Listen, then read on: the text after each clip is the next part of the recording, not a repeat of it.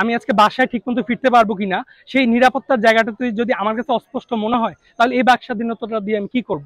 ছাত্রদেরকে যদি আমরা কোনোভাবে ক্রিমিনালাইজ করতে পারি, তাহলে ছাত্রদেরকে যেমন দেশের মানুষও গ্রহণ করবে না, একইভাবে বহির্বিশ্বের কাছে বলা যাবে যে ছাত্ররা বাংলাদেশের রাজনীতির মূল সমস্যা। যে বিএনপির একজন তৃণমূলের নেতা সেই জোবরা গ্রামের মানুষদেরকে সামনে দাঁড়িয়ে চবি শিক্ষার্থীদেরকে সন্ত্রাসী বলে আখ্যায়িত করে এবং তাদেরকে উস্কে দেয় যে হচ্ছে তাদের বিরুদ্ধে হামলা করার জন্য। দেশ যখন নির্বাচনী ট্রেনে, তখন আমরা দেখতে পাচ্ছি যে দেশের বিভিন্ন পাবলিক বিশ্ববিদ্যালয়গুলোতে বহিরাগতরা শিক্ষার্থীর উপর হামলা করছে, ঘটছে অনাকাঙ্ক্ষিত ঘটনা, হয়ে উঠছে যে রাজনীতির মাঠ হয়ে উঠছে অনেক গরম।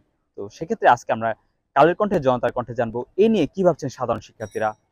জনতার কণ্ঠে আপনাদের সাথে আছি আমি সাদমান রাকিন। চাইলে আপনিও জানাতে পারেন জনতার কণ্ঠে আপনার মতামত।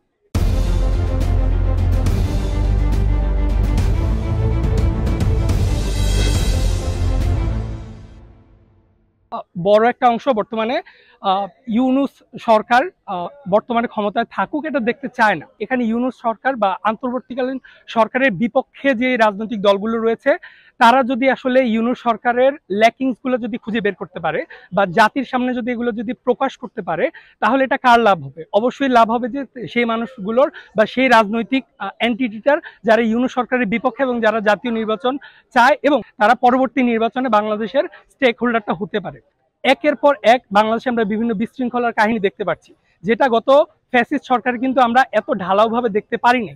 হ্যাঁ, এটা ঠিক যে গত ফ্যাসিস্ট সরকারের এই যে আমি যে কথা বলছি সেই বাক স্বাধীনতার জায়গাটা অনেকাংশই ছিল না, কিন্তু আমি যদি আজকের দিনে দাঁড়াইয়া আমার প্রয়োজনের কথা চিন্তা করি, আমি আজকে আমার বাক স্বাধীনতা থেকে আমার নিরাপত্তাটাকে আমি প্রায়োরিটাইজ করছি এবং সেই নিরাপত্তাটা কিন্তু এই অন্তর্বর্তীকালীন সরকার দিতে পারছে না।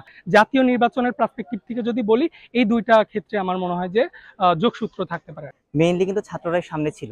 সেই জায়গা থেকে ছাত্রদের সঙ্গে গ্যাঞ্জাম করলে, ছাত্রদেরকে ক্যাওসের মধ্যে নিয়ে আসতে পারলে তাদের মধ্যে ঐক্য বিনষ্ট করা যাবে। পাশাপাশি হচ্ছে ছাত্রদেরকে যদি আমরা কোনোভাবে ক্রিমিনালাইজ করতে পারি, তাহলে ছাত্রদেরকে যেমন দেশের মানুষও গ্রহণ করবে না, একইভাবে বহির্বিশ্বের কাছে বলা যাবে যে ছাত্ররা বাংলাদেশের রাজনীতির মূল সমস্যা। তো এই জায়গা থেকে ছাত্রদেরকে পেছনে ফেলার জন্য একটা ষড়যন্ত্র আমার কাছে মনে হচ্ছে। বহিরাগতরা যখন আক্রমণ করছে, তার মধ্য দিয়ে এই ব্যাপারটা কিন্তু ঘটে যাচ্ছে। সব মশার বিরুদ্ধে সুরক্ষা দিতে এলো বসুন্ধরা এক্সট্রিম অ্যারোসল। মশার বিরুদ্ধে এক্সট্রিম সুরক্ষা। শিক্ষার্থী এবং সাধারণ জনগণের মাঝে একটা ভালোই দূরত্ব তৈরি হয়েছে। কারণ দূরত্বটা কারা তৈরি করতেছে বা কেন তৈরি করতেছে সেটা একটা উদ্দেশ্য হইতে পারে। সেখানে একটা তথাকথিত কিছু রাজনৈতিক দলের, বৃহৎ রাজনৈতিক দলের স্বার্থ থাকতে পারে। এটাতে বুঝাইতে চাচ্ছে তারা যে দেশ এখন অস্থিতিশীল অবস্থায় আছে, যে এখন দেশের প্রশাসন খুবই দুর্বল, সেক্ষেত্রে কিছুই করতে পারতেছে না।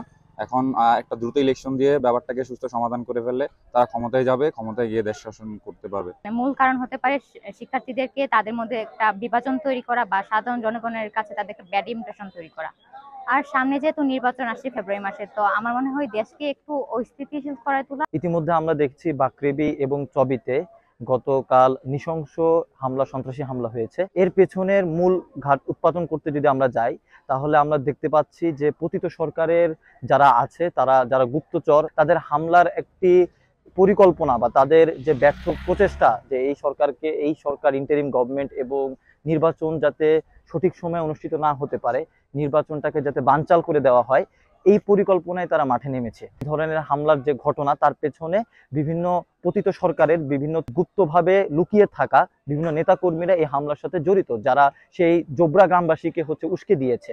সুতরাং আমরা দেখতে পাচ্ছি যে নির্বাচনের যে রোডম্যাপ যখন ঘোষণা করা হয়, তখন বাংলাদেশের যে বিএনপি সহ বড় বড় যে রাজনৈতিক দলগুলো আছে, তাদের মধ্যে যে মতপার্থক্য, সেই মতপার্থক্য কিন্তু বড় আকারে রূপ ধারণ করছে। এই জায়গায় ইন্টারিম গভর্নমেন্ট ব্যর্থ। কেন ব্যর্থ? কারণ তারা বড় রাজনৈতিক দলগুলোর মতপার্থক্য বিরোধ নিরসনের জন্য কোনো ধরনের ভূমিকা তারা পালন করতে পারেনি। ক্যাম্পাসগুলোতে যখন ঢাকসু, তারপরে চাকসু এবং রাকসু নির্বাচনে যখন আমাদের একদম সন্নিকটে, তখন কিন্তু এই রাজনৈতিক মতপার্থক্যগুলো স্টুডেন্টদের মধ্যে যখন বিরাট আকার প্রকট ধারণ করে, তখন কিন্তু স্টুডেন্টের মধ্যে মতপার্থক্যেরই সুযোগ নিয়ে কিছু কতিপয় আওয়ামী লীগের পতিত সরকারের যারা খুনি হাসিনার যারা সেই সময়ে যারা তৃণমূল এবং নেতাকর্মীরা ছিল, তারা আওয়ামী লীগকে পুনর্বাসনের জন্য এই দেশে সন্ত্রাসী কার্যক্রম পরিকল্পনার জন্য পিছন থেকে কলকাঠি নেড়ে যাচ্ছে।